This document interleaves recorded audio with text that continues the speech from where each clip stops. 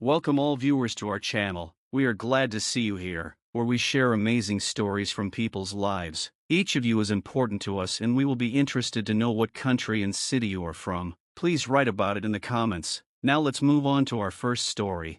The city in which this story begins is huge and cold, despite the seasonal summer heat. Its massive glass buildings reach for the sky, as if to emphasize the aloofness and rigidity rooted in the heart of the place. It's easy to blend into the crowd here, to get lost among the passers-by and go unnoticed. But at the same time, the city is famous for its relentless surveillance, cameras, patrols, the piercing gaze of the authorities, as if every corner were filled with invisible, evaluating eyes. Social tension here is like a flickering fire hidden under a cloak of propriety. Everyone sticks to their invisible boundaries, and a step outside those lines can be fatal. Dozens of cultures and nations collide and intertwine on the streets of the city, where so many human destinies pass daily that it leaves no time to notice anyone in particular. Or, on the contrary, it makes you single out anyone who seems alien.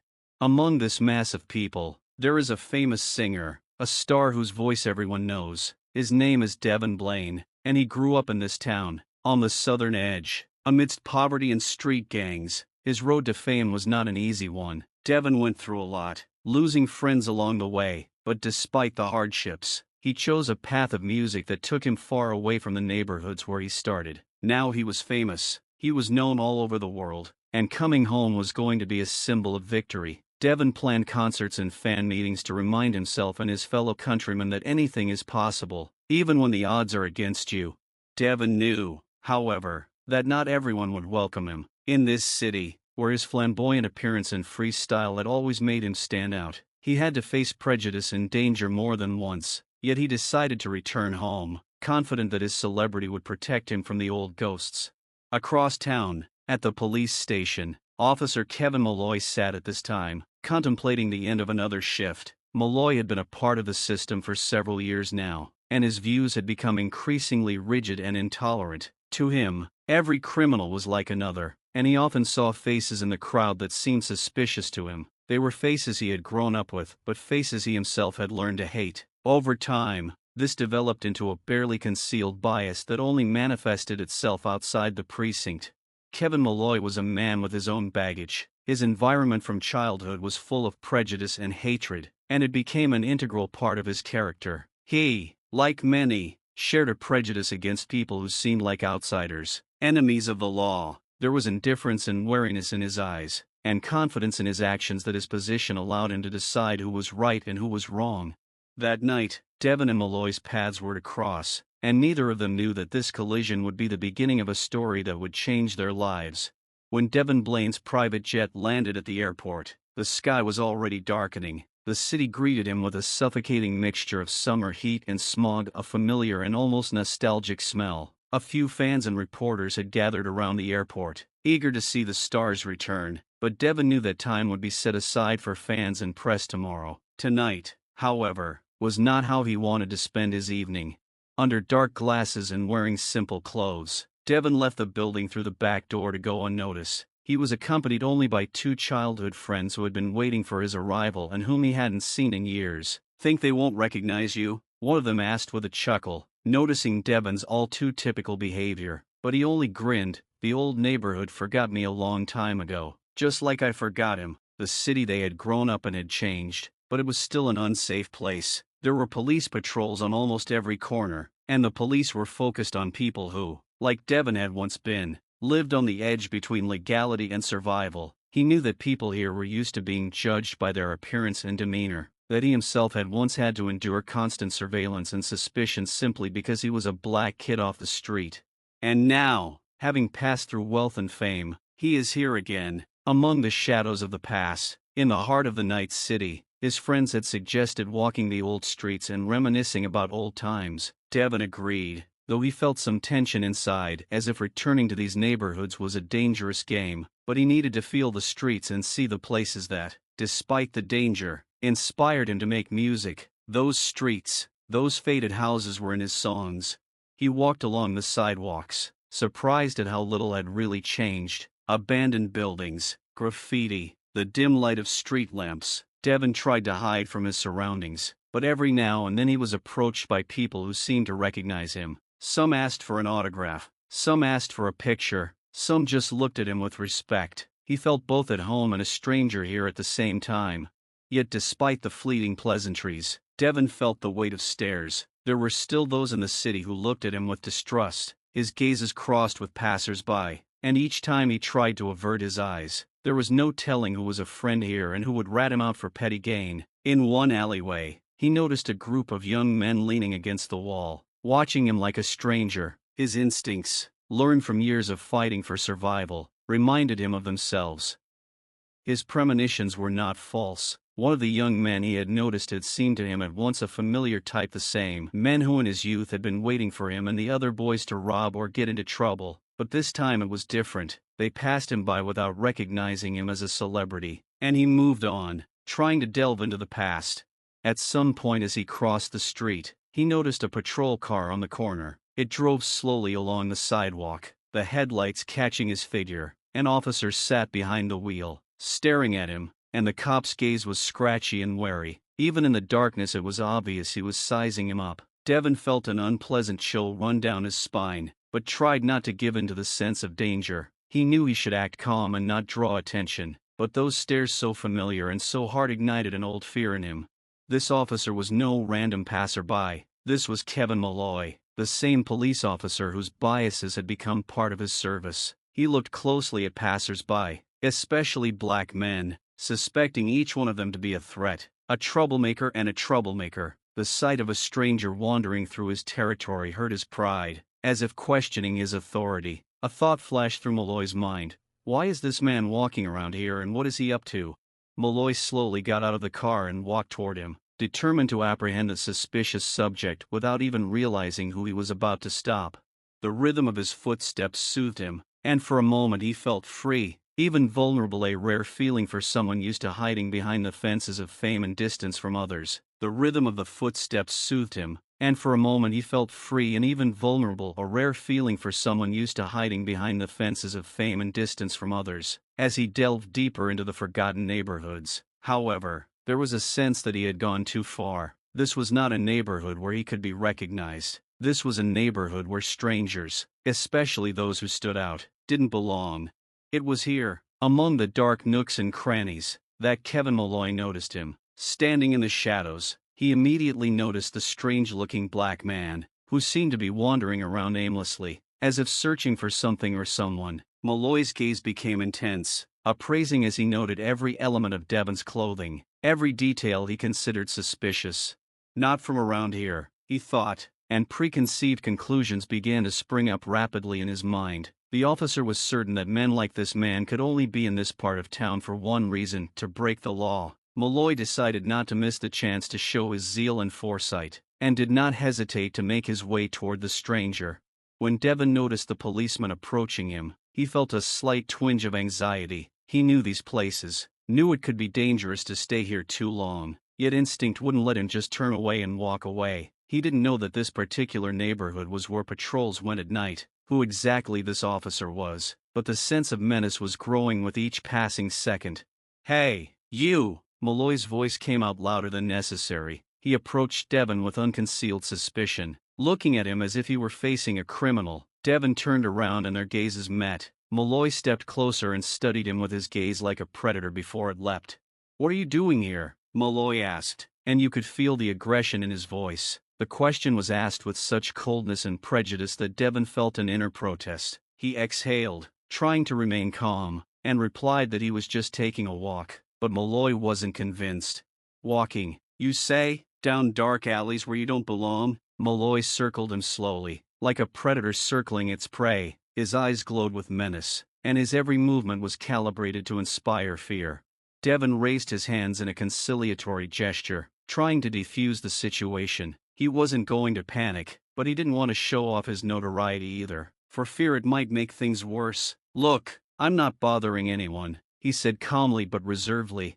However, Malloy seemed to have already decided that the man in front of him deserved to be arrested. He had a preconceived picture in his mind. The black man he had just in time to notice was probably involved in illegal activities. To Malloy, his celebrity didn't matter. In his eyes, He was just another suspicious type who had come to his attention at an unfortunate time.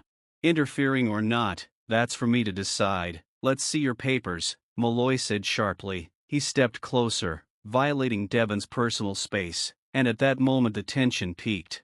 Devon felt his insides boiling with indignation, but years of living in a world where he was often the object of prejudice had taught him not to react to provocation. He realized that the situation was getting out of hand, and, anxious not to escalate, tried again to calmly reply that he wasn't breaking any rules. But Malloy was adamant. He pulled out his walkie-talkie and called loudly for backup, showing that he had no intention of stopping. Suspicious subject, possible disorderly conduct. He spoke into the radio, looking at Devon like a hardened criminal, against the flicker of the dim street light. It looked ominous, like a scene from a dark past. At this point, Devon felt fear and rage mixing inside him like a volcano ready to erupt. On the one hand, he realized that the slightest protest could end in disaster for him, but on the other hand, a sense of injustice and humiliation was growing inside. He, a man who had been through so many trials, who had become a voice for millions, was now facing inequality again, just as he had long ago. With each passing second, random passers-by gathered around them, noticing the two men clashing in a tense standoff. Malloy felt the attention, and perhaps that was what spurred him to continue to show his strength and confidence. He wanted to show everyone that he was the master of the situation here. At this point, when the tension was about to escalate into a real conflict, Devon took one last desperate step. "I'm Devon Blaine. I'm a musician," he said loudly, hoping the name would say something to the cop, but in Malloy's eyes his words failed to elicit any glimmer of understanding. On the contrary, it seemed to spur him on.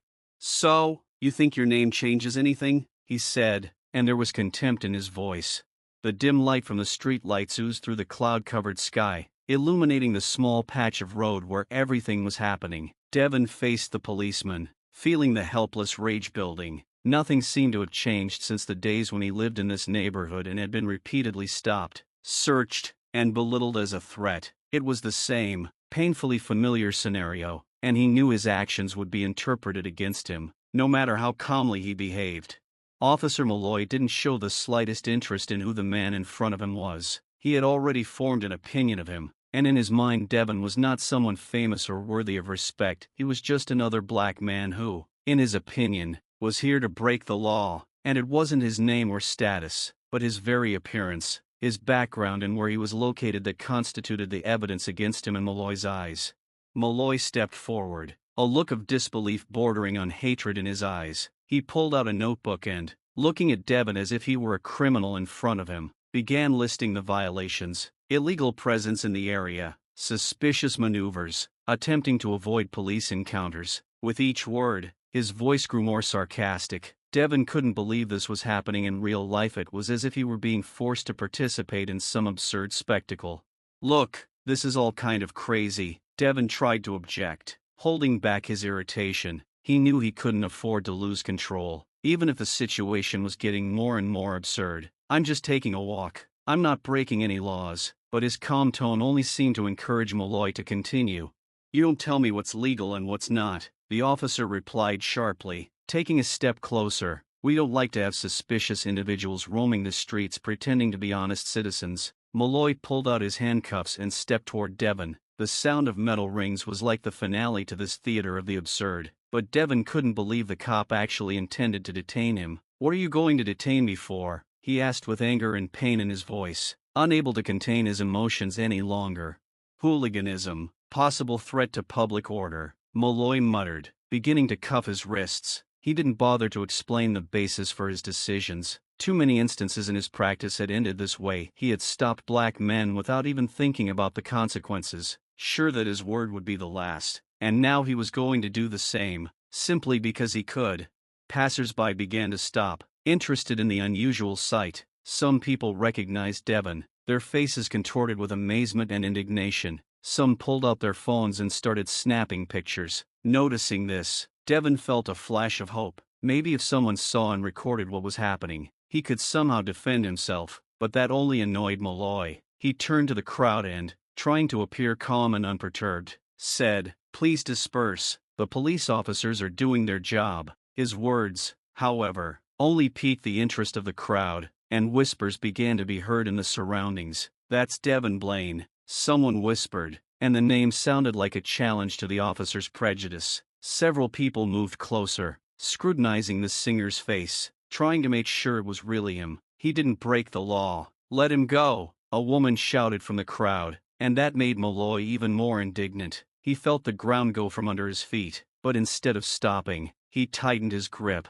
as if to demonstrate his power even more. "One more word and I'll hold you all up," he growled coldly, and the crowd retreated a step, but the phones remained aimed at him. The faces of the bystanders expressed anger and frustration. Devon realized that this conflict had gotten out of hand, and now it had become a symbol of something more than just a random check. Devon tried to suppress the inner fear building up as he saw the look of intransigence on Malloy's face. This wasn't just detention, but a purposeful humiliation where words, status, and even human dignity didn't matter. He realized that trying to explain was like hitting a wall, but there was no other option.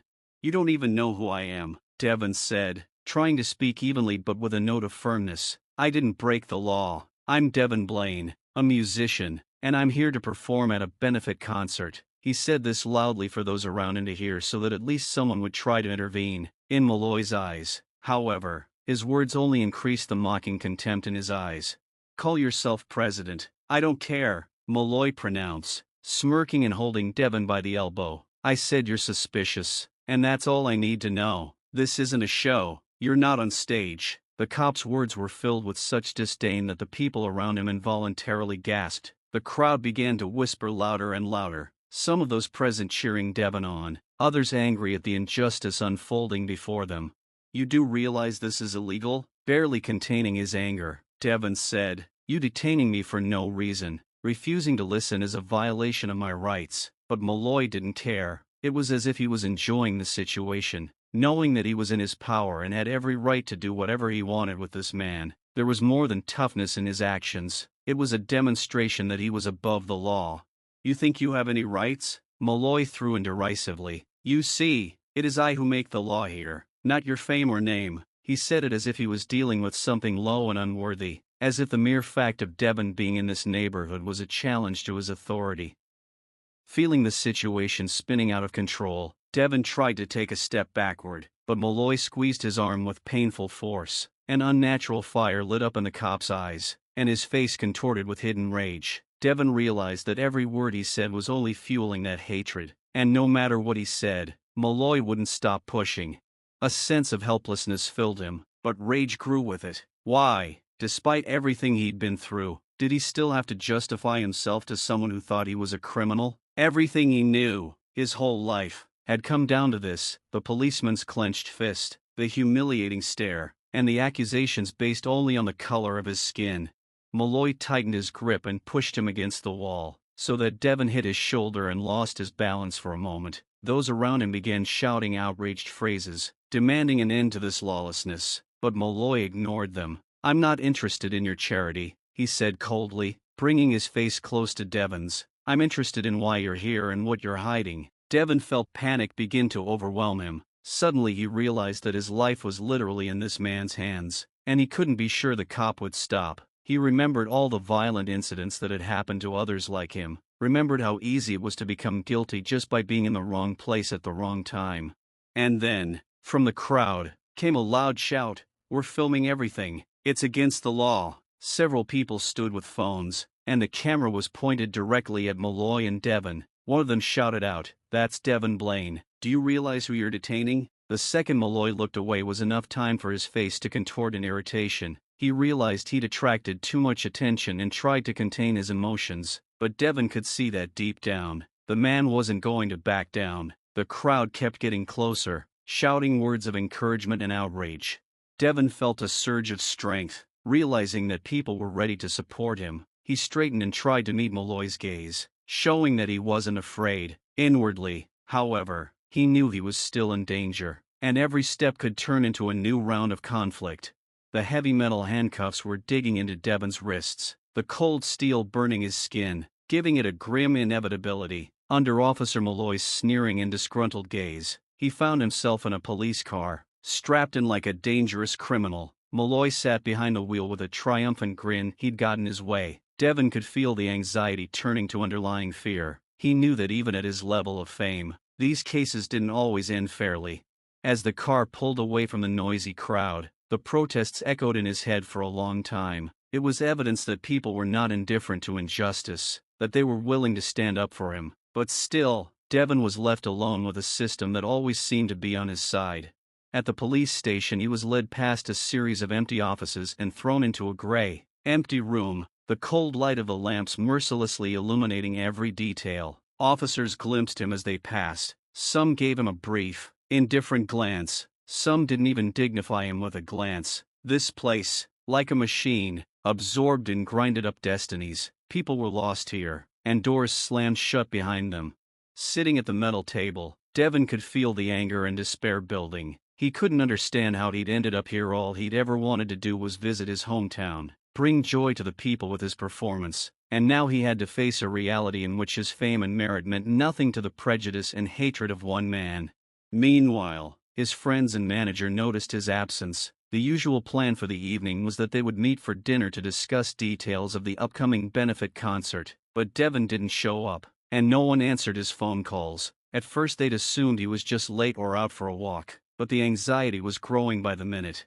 Devon's manager, Mark, a middle-aged man with a stern but good-natured face, began calling hotels, hoping that the singer had simply decided to have a quiet evening. Mark was well aware of how important this concert was to Devon and that he couldn't miss the rehearsal before the show. When it became clear that no one had seen or heard from him since the evening, Mark began calling friends and acquaintances, desperately trying to find out his whereabouts.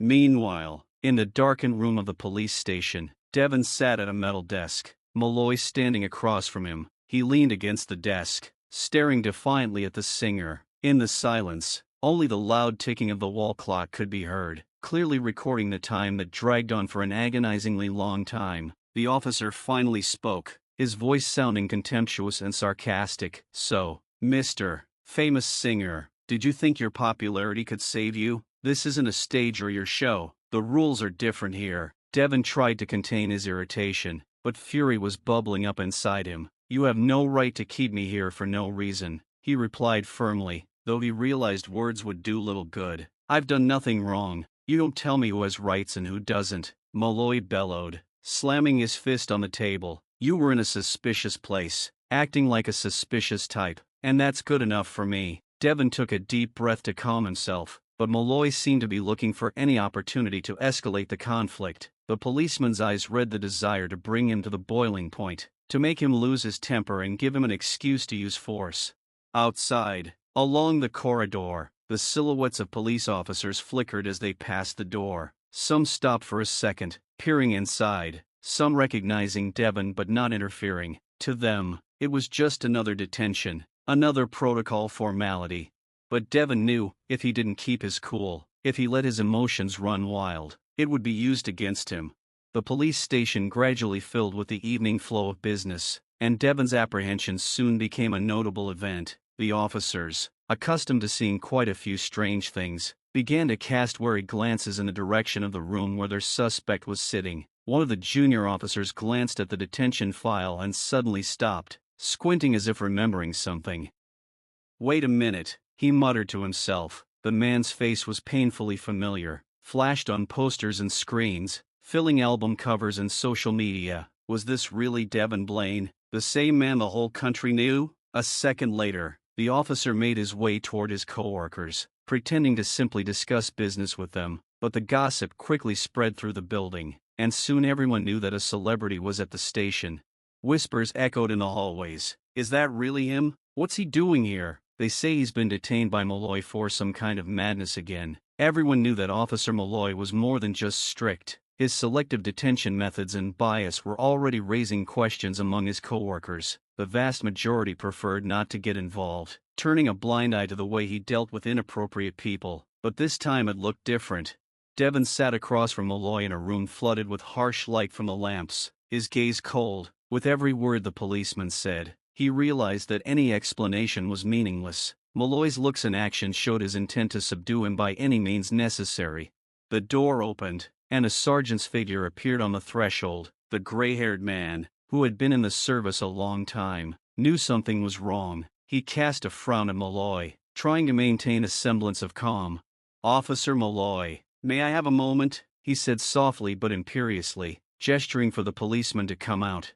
Holding back his irritation, Malloy stepped out into the hallway and slammed the door behind him. "What is it, Sergeant?" "I'm busy conducting an interrogation. Are you sure you know who you're dealing with?" the sergeant asked coldly, shifting his eyebrows. "It's not some street hobo out there. It's Devon Blaine. He's a world-famous singer. I've just been informed of that." Malloy grinned as if he'd heard a silly joke. "Devon Blaine? Yeah, sure. I'm not interested in those stars. Maybe he really did decide to moonlight as a gangster. Anyway, I found him in a suspicious place. He was acting like, well, you know." The sergeant frowned even harder. He couldn't help but notice Malloy's hostile tone, his hidden joy at catching Devon. "Look, Malloy, this is serious. We can't just hold a famous man without good reason. He hasn't committed any real wrongdoing, as far as I know." Malloy looked at his superior with undisguised dislike. He was uncomfortable with being questioned, especially when he considered himself a defender of order.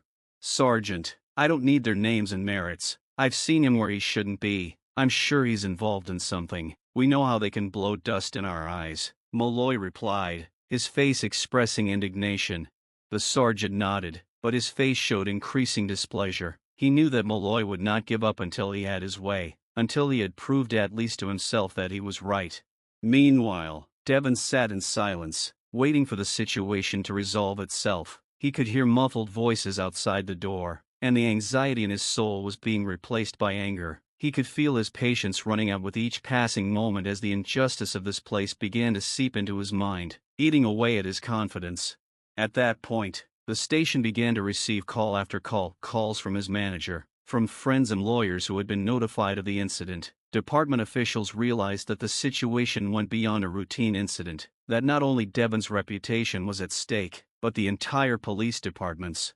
The sergeant, finally tired of Malloy's stubbornness, ordered him away from the room and sent another officer. They decided to invite Devon's lawyer to clarify all the details.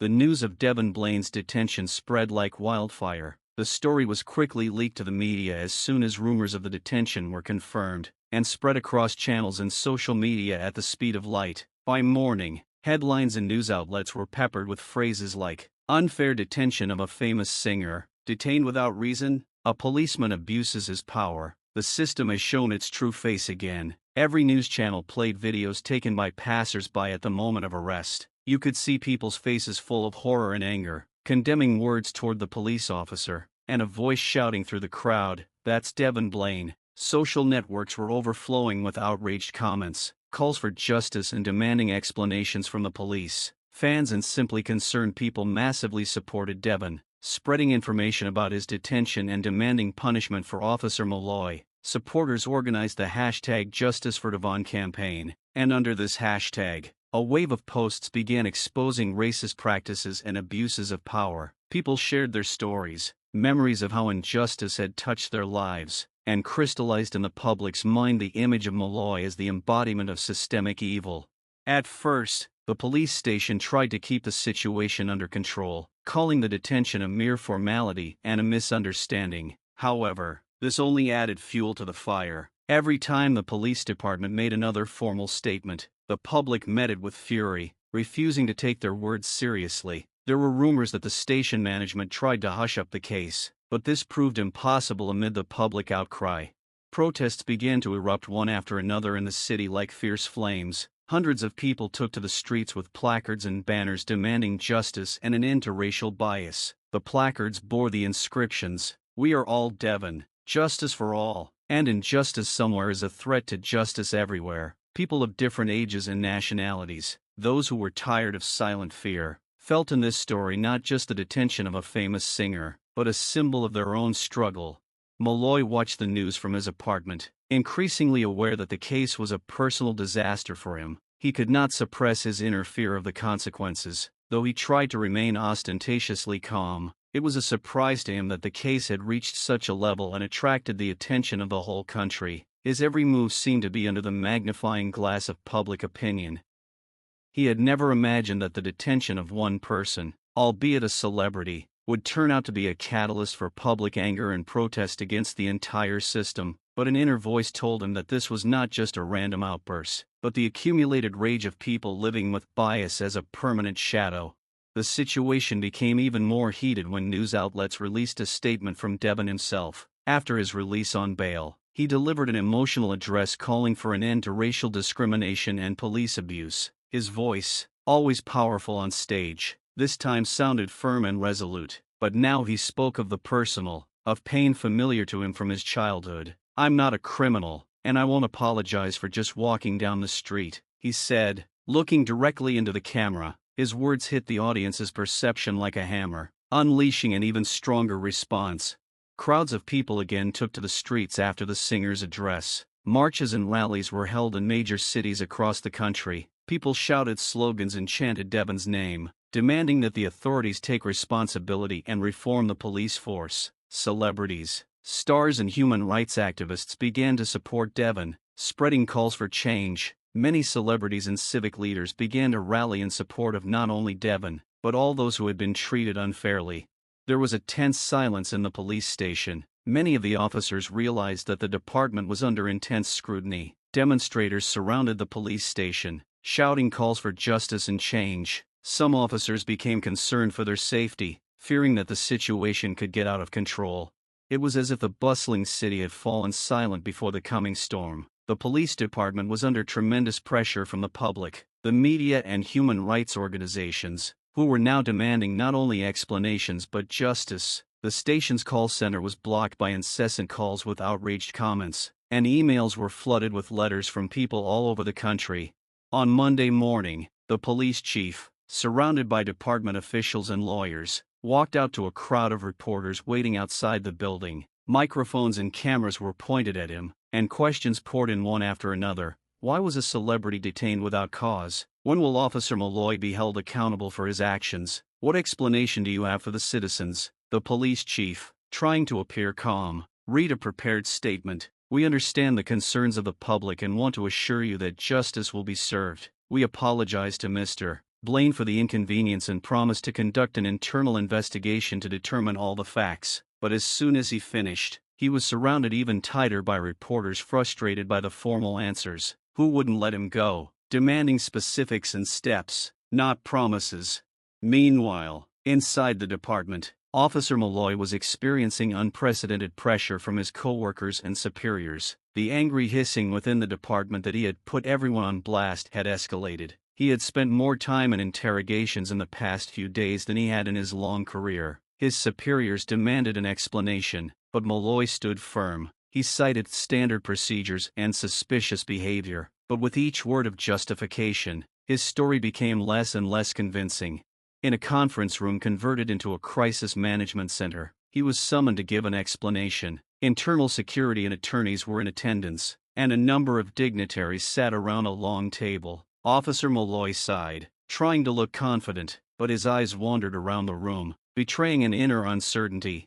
When he was given the floor, he began, trying to be as convincing as possible. "I followed procedure. I could not ignore the fact that Mr. Blaine was in an area where offenses regularly occurred. His behavior seemed suspicious to me. As an officer, I have a duty to act if I see something wrong." His explanation, however, was met with skeptical looks. Malloy's words didn't match the facts. He couldn't explain why he didn't recognize Devon Blaine, the man seen all over town on posters for a benefit concert that was to be held the next day. Nor could he explain why he had detained him in a neighborhood where, as it later turned out, Blaine was not violating anything at all. There was a feeling that Malloy was only looking for an excuse to detain him.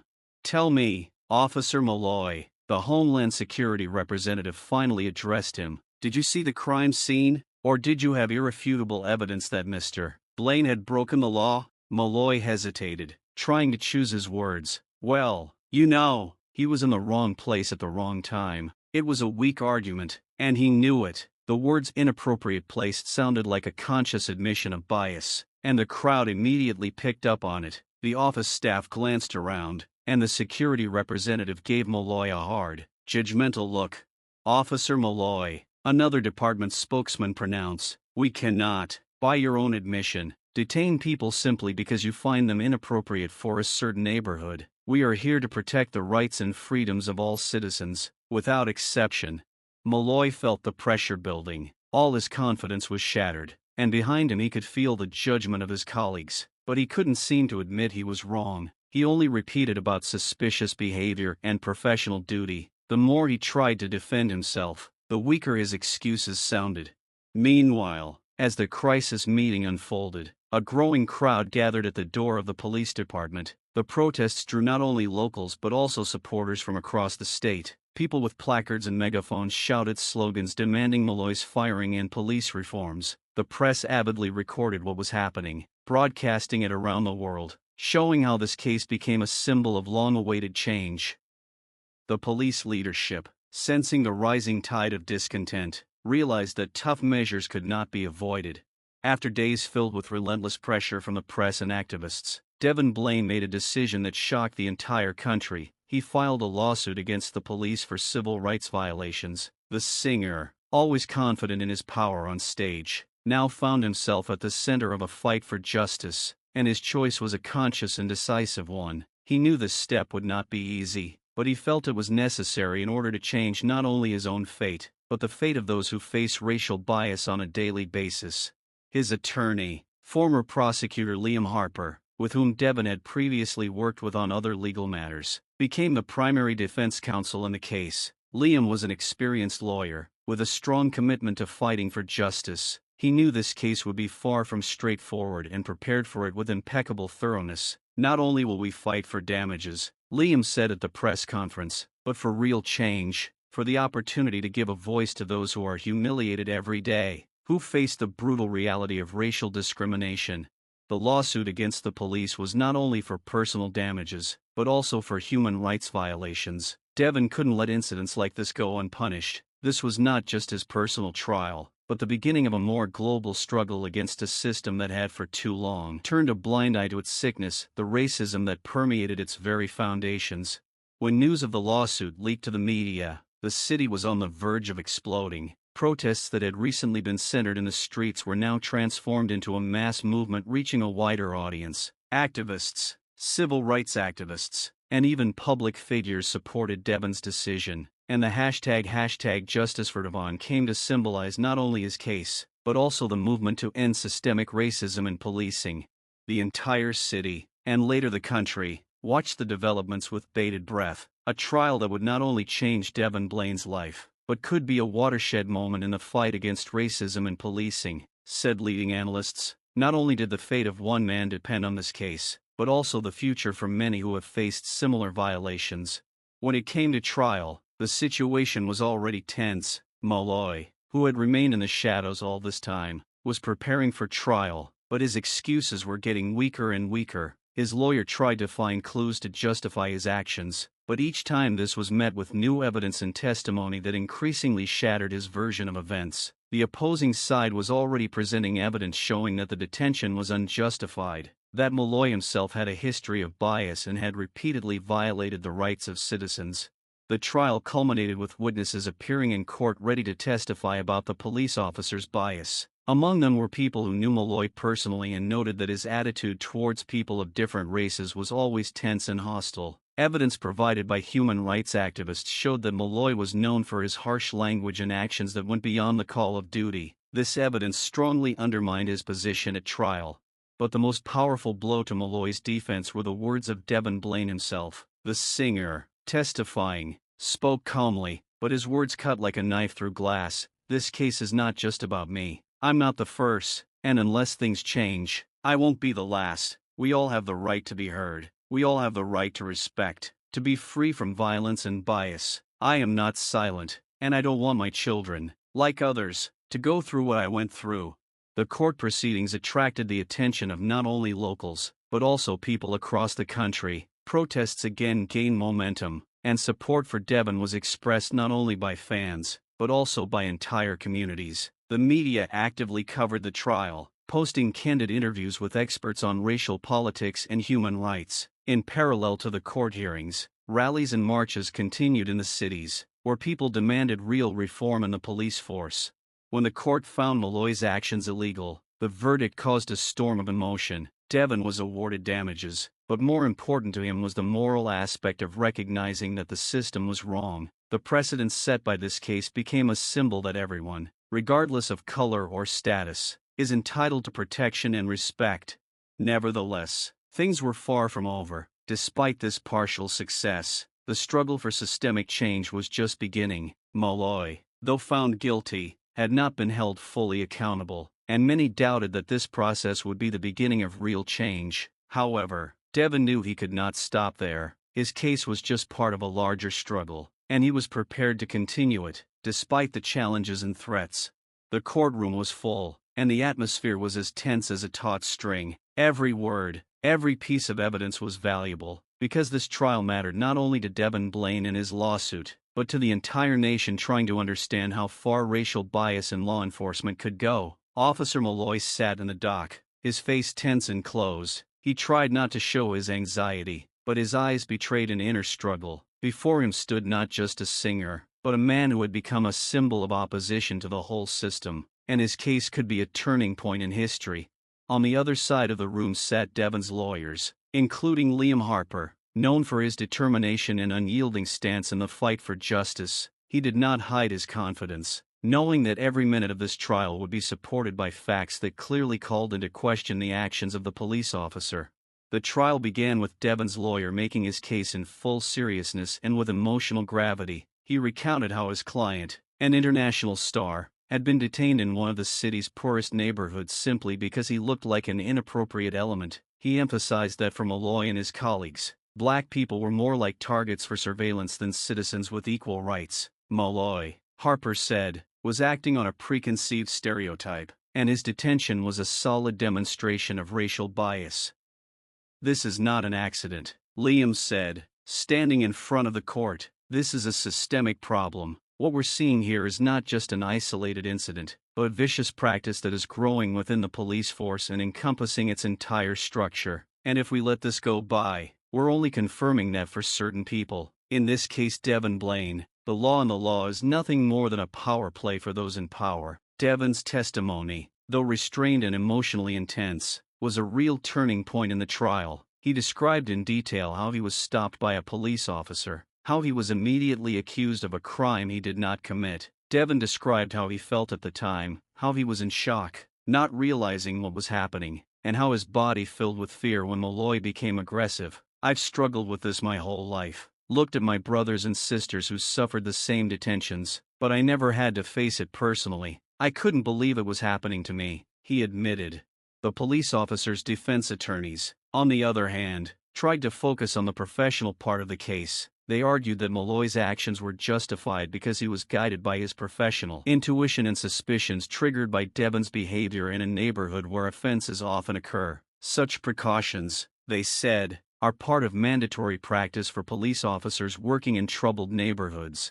However, with each new witness, the defense increasingly lost confidence in its arguments. The testimony of witnesses who knew the police officer and could tell of his biased views cast doubt on his professionalism. One such witness was Molloy's former colleague, James Kelly, who had served in the same precinct but resigned when he realized Molloy was incapable of impartial performance of his duties.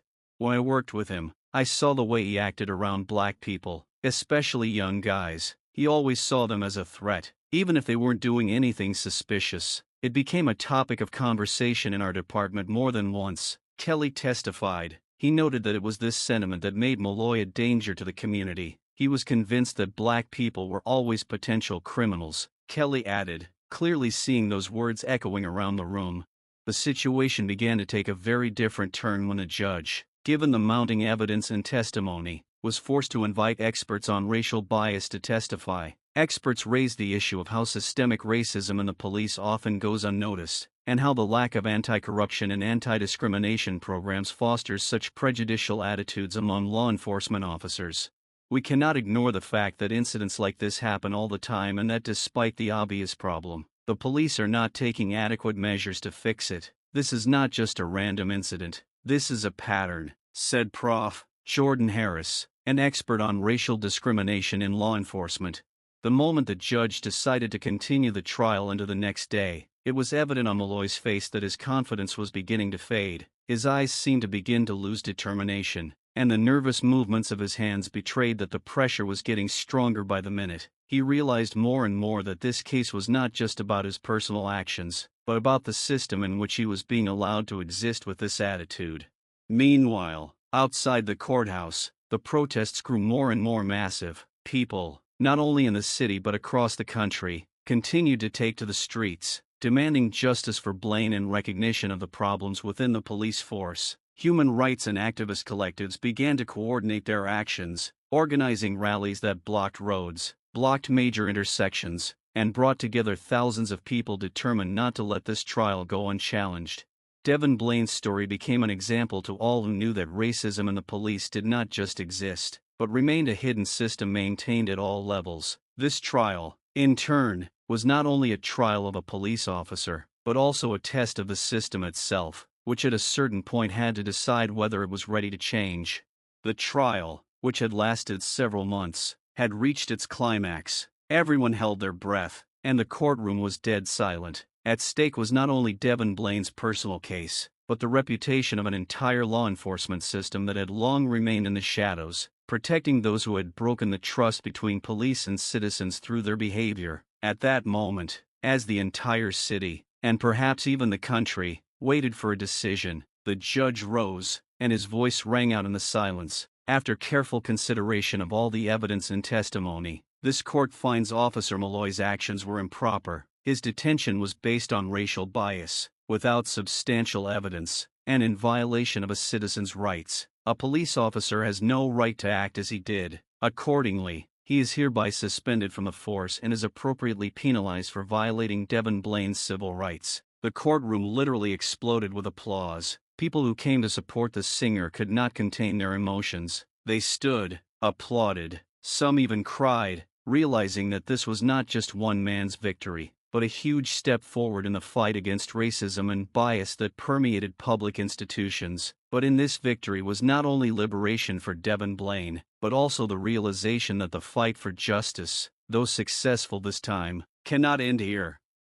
Malloy, led out of the courtroom, looked exhausted. His confidence was shattered, and with each step he realized more and more the magnitude of his defeat. He had not expected his actions to be part of the public outcry. He, a man who thought his preconceived notions were nothing more than a healthy suspicion, now found himself facing the entire nation. In that moment, he realized that not only had he lost his career, but he had become a symbol of the very dishonesty he had long tried to hide. Meanwhile, Devon stood in the courtroom, not quite realizing that his life had just changed. Restrained tears rolled down his cheeks. He didn't rejoice in the victory. He knew that this victory was only the first of many that were to follow. From the moment of his arrest to the judge's verdict, he had been through a terrible and painful experience, but now that the question of his righteousness was finally decided, he realized this was only the beginning.